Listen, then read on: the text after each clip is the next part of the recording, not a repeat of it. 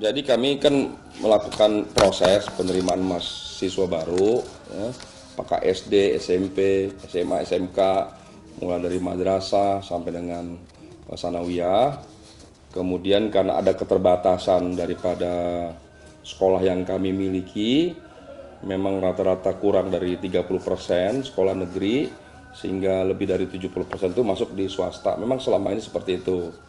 Nah, dalam program PBDB kali ini kami memberikan bantuan tidak kurang dari 247 miliar ya, untuk 126.000 siswa sekolah yang selama ini tidak bisa ditampung di sekolah negeri yang terpaksa masuk ke sekolah swasta. Tapi bantuan ini hanya kami berikan bagi mereka yang terdampak COVID-19 begitu, atau bagi mereka yang tidak memiliki kemampuan untuk membayar sekolah di swasta tapi belum mendapat kesempatan sekolah negeri. Nah, itulah maka Pak Gubernur kami di rapat internal akhirnya memutuskan mengalokasikan dana dari bantuan tak terduga untuk membantu setidaknya 126.000 siswa. Ini sedang diverifikasi, dicek kembali, bisa saja nanti bertambah jumlah siswanya dan bisa juga bantuan yang 247 juga bertambah. Koordinasi dengan dinas pendidikan sendiri sudah satu jam. Oh ya, justru ini kan menjadi tugas nanti dinas pendidikan ya, untuk melakukan verifikasi, validasi, klarifikasi dan lain-lain administrasinya dan memastikan sehingga nanti kita akan segera mengucurkan bantuan dana ke para siswa. Kita berpindah ke masalah COVID-19 dan transisi PSBB ini, Pak. Sejauh ini mungkin ada update terkait dengan jumlah warga Jakarta yang terpapar virus corona? Ya, jadi memang dalam beberapa hari ini ada peningkatan ya di DKI Jakarta. Peningkatan ini disebabkan oleh dua hal utama ya. Hal yang pertama, memang sebelumnya selama masa PSBB lebih dari 3 bulan, masyarakat kita ini di Jakarta termasuk masyarakat yang cukup patuh. Melalui pendataan, lebih dari 60% masyarakat kita di masa PSBB memang berada di rumah. Dan selama di rumah tersebut, masyarakat itu cukup capek, jenuh, bosen. Ketika kami melakukan pelonggaran sejak tanggal 5 Juni, maka masyarakat mengalami satu euforia, ingin keluar. Sekalipun pelonggaran kami berlakukan untuk 50% kapasitas maksimal di beberapa unit kegiatan, dan belum semua unit kegiatan, tapi karena masyarakat jenuh, capek, masyarakat keluar. Kami sudah menyampaikan juga di banyak kesempatan bahwa di masa pelonggaran ini atau PSBB transisi ini memang potensi interaksi meningkat, potensi orang kerumunan juga meningkat, potensi orang mungkin juga bersentuhan meningkat dan sebagainya. Itu juga dapat menimbulkan potensi penyebaran juga meningkat. Sekalipun kami sudah menyampaikan berbagai kesempatan bahwa tempat yang terbaik bagi kita semua tetap berada di rumah, dan kita tidak memperkenankan orang keluar rumah kecuali sesuatu hal yang sangat penting. Tidak diperkenankan bagi lansia, bagi anak-anak di bawah umur, dan bagi mereka yang keluar juga dengan beberapa syarat, diantaranya untuk keperluan yang penting, dan kalau sudah selesai kita minta itu kembali ke rumah.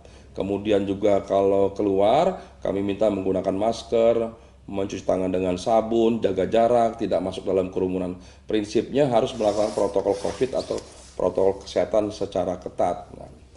Namun demikian, memang beberapa minggu terakhir ini terjadi peningkatan karena interaksi tadi.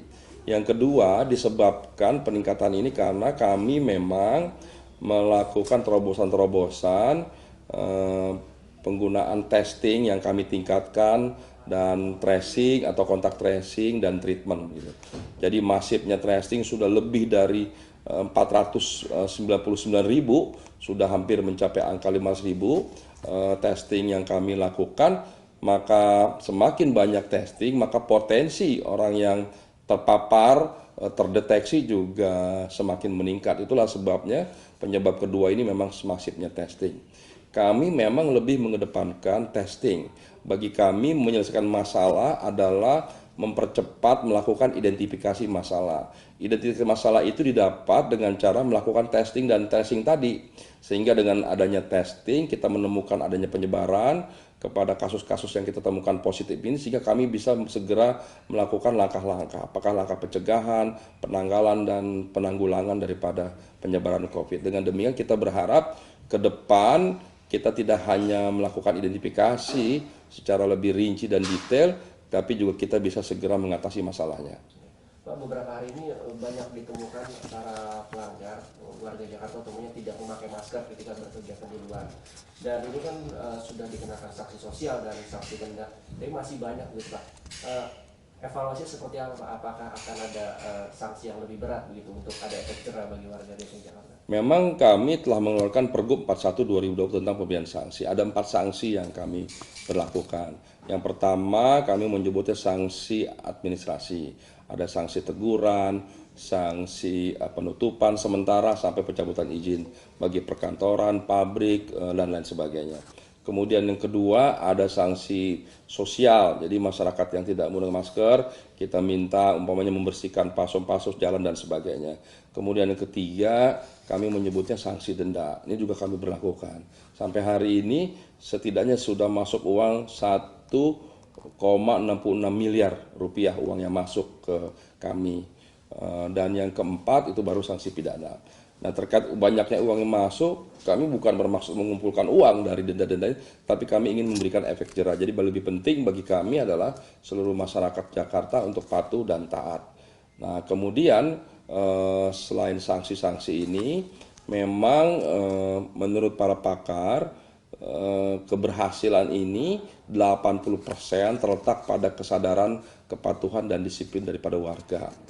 20%-nya itu ada di kami, di pemerintah. Apa yang kami lakukan? Kami membuat satu regulasi yang komprehensif, kami menghadirkan aparat, setidaknya ada TNI, Polri, Satpol PP, Dishub, Disnaker, bahkan tidak kurang dari 5.000 ASN kami atau pegawai Pemprov kami hadirkan di semua titik-titik unit kegiatan, terutama titik-titik atau klaster-klaster yang rawan seperti di pasar, di pabrik transportasi, dan lain sebagainya. Kemudian juga kami juga memberlakukan denda dengan tegas ya, jadi kami tidak pandang bulu. Silakan masyarakat laporkan kepada kami, sampaikan kepada kami, di saat yang bersamaan akan kami hadirkan aparat kami dan akan kami berikan sanksi ya. Beberapa restoran yang kelas atas, yang elit sekalipun tetap kami beri sanksi. Jadi kami justru kalau ada kelompok masyarakat yang melanggar, siapapun sekalipun kelas elit, kami akan beri sanksi. Oke, Pak. Terkait dengan perpanjangan PSBB di Jakarta Pak, kapan kira-kira Jakarta akan menerapkan adaptasi normal baru? Ya memang kami sejak tanggal 5 Juni sampai 2 Juli waktu itu kami memberlakukan PSBB masa transisi menuju masyarakat sehat, aman, dan produktif. Karena angkanya belum ada penurunan yang signifikan, sekalipun tidak ada kenaikan yang signifikan, jadi kami memperpanjang PSBB di fase pertama sampai 2 minggu. Pertama, kemudian karena angkanya juga belum mengalami penurunan atau perbaikan yang signifikan, maka kami dengan terpaksa memperpanjang masa PSBB transisi yang pertama ini untuk yang kedua kali. Namun di masa PSBB perpanjangan yang kedua kali ini kami belum membuka unit-unit kegiatan yang semula direncanakan dibuka, seperti bioskop, ada kegiatan seperti indoor, senam, tempat hiburan, dan beberapa yang semula direncanakan dibuka dalam 2 minggu ini, maka belum bisa kami buka karena penyebarannya masih cukup tinggi. Untuk itu kami minta kepada seluruh masyarakat di Jakarta khususnya dan sekitar agar membantu bagi kita siapa saja semua dimanapun, kapanpun tetap menggunakan masker, kemudian cuci tangan dengan sabun, dan jaga jarak. Jadi kalau 3M ini dilaksanakan, saya kira kita akan mengalami satu perbaikan yang signifikan. Pertanyaan terakhir Pak, perkantoran di Jakarta sudah mulai aktif kembali Pak. Antisipasi dari Pemprov DKI Jakarta untuk tidak adanya COVID-19 penyebarannya di area perkantoran sebenarnya? Ya memang sejak awal sebelum masa pelonggaran kami sudah kumpulkan, kami diskusi, kami rapatkan koordinasi dengan asosiasi profesi, apakah Kadin, Apindo, asosiasi profesi lainnya, semua pimpinan-pimpinan usaha, untuk kita minta membantu kita semua untuk melaksanakan protokol COVID. Di antaranya mengatur kapasitas yang ke kantor sedapat mungkin tidak melebihi 50%. Kemudian bagi pekerjaan apapun sedapat mungkin apabila dilaksanakan di rumah, kami minta tetap dilaksanakan di rumah. Kemudian yang ketiga, kami minta juga pada semua perkantoran agar mengatur jam kantor, jam masuk, jam istirahat, jam pulang, supaya tidak terjadi penumpukan-penumpukan apakah di tempat-tempat public area atau public transportasi dan tempat-tempat lainnya termasuk di perkantoran itu sendiri. Termasuk kita minta juga agar juga diberi sanksi bagi seluruh jajaran karyawannya, buruhnya dan sebagainya kalau memang dinyatakan terbukti melanggar. Gitu.